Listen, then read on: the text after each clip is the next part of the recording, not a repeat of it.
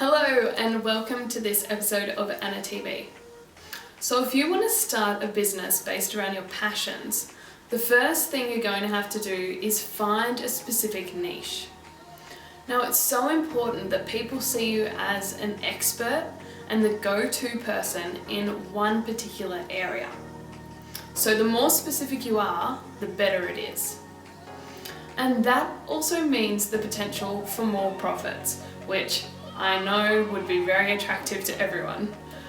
So as an example of this, think of a general practitioner versus a brain surgeon.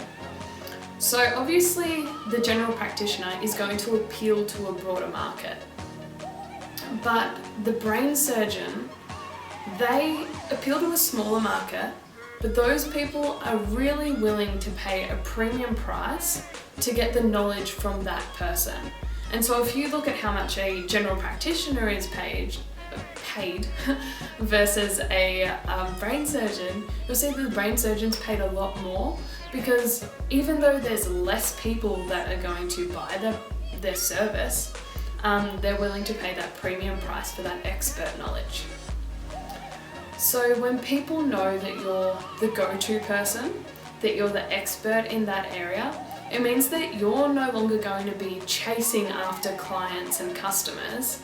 They're going to come to you because they know that you're the expert in that area. And so that's why finding a niche is really important. Now, I found this difficult for the longest time because I didn't want to choose the wrong group of people. I was worried that I would get stuck in a niche that that was wrong for me. And I put so much pressure on myself to get it right that it was actually stopping me from making.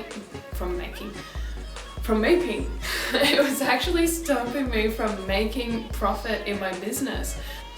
And so that's the first thing I want to talk to you about, and that is that progress is more important than perfection.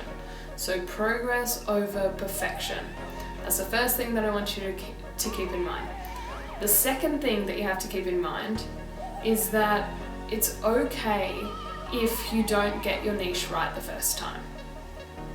So I started out my business in 2014 teaching wellness to university students, and that matched my passions and my skills at that point in time, which was great.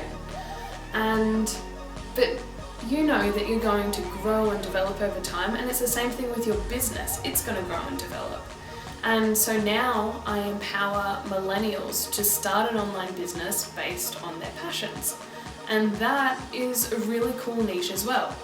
And so just keep in mind that it's totally okay if over time your niche grows and develops.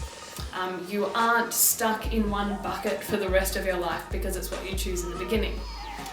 Okay, so the third thing that I want to talk about along the same vein is that it's okay to experiment, to try and figure out what your niche is.